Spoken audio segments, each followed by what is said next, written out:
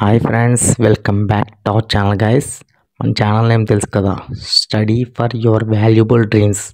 మీరు మంచిగా చదువుకుంటే మీ డ్రీమ్స్ను సక్సెస్ చేసుకోగలరు.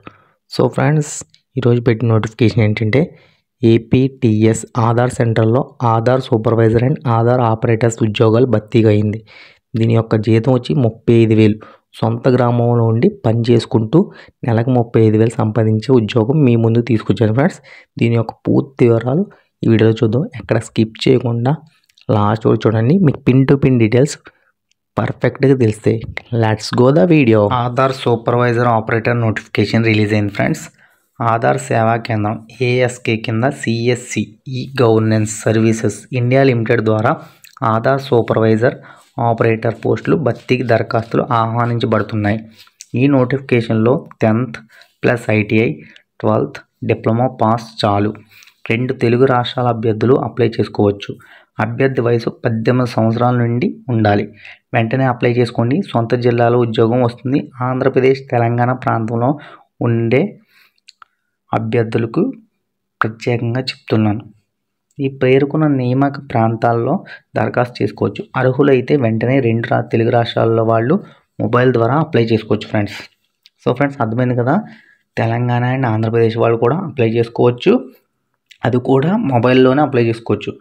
ఇది ఇంటి దగ్గరే ఉండి మనం జాబ్ చేసుకునే జాబ్, అంటే సొంత ఊర్లు గ్రామంలో ఉండి. ఓకేనా, 18 సంవత్సరాలు నిండితే చాలు. అలాగే ఆర్గనైజేషన్ పేరు CSC e governance services India limited.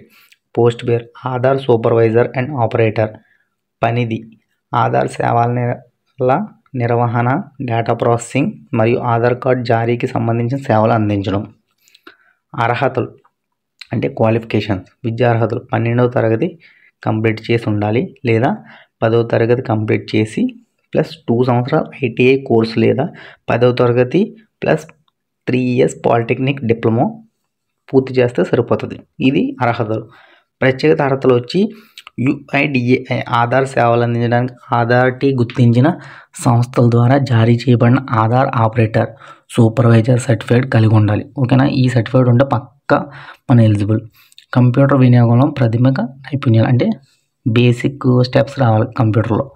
వయో పరిమితి కనీసం 18 సంవత్సరాలు లేదా అంతకంటే ఎక్కువ వయసు ఉండాలి. ఓకేనా ఫ్రెండ్స్, మినిమం 18 years ఉండాలి, లేదంటే అంతకంటే ఎక్కువ వయసు ఉండాలి. దరఖాస్తు విధానం ఆన్లైన్ ద్వారా దరఖాస్తు చేయడం.